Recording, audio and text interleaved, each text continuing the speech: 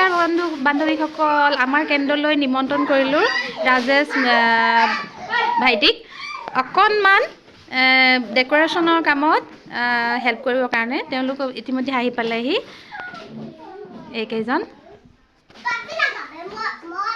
আমি স্মৃতি হিচাপে ৰাখিছোঁ, কিয়নো আমাৰ কেন্দ্ৰটো যিহেতু ৰাজহুৱা অনুষ্ঠান হয়, ৰাইজ আৰু অভিভাৱক অভিভাৱিকা যদি মানে সজাগ নহয়, আমাৰ অনুষ্ঠান কেতিয়াও আগবাঢ়ি যাব নোৱাৰে বা অনুষ্ঠানৰ পৰা আমি ভাল ফলাফল পাব নোৱাৰোঁ। গতিকে সকলোকে নিমন্ত্ৰণ জনাইছোঁ। যিহেতু ছমহীয়া ট্ৰেইনিং লৈ আহিছোঁ, বিভিন্ন ধৰণৰ কৰ্মবিলাক আমাক শিকাই পঠিয়াইছে কৰিবৰ কাৰণে। অকলশৰে অলপ অসুবিধা হয়, সেইটো কাৰণে ভাইটিহঁতকো মাতিলোঁ। আৰু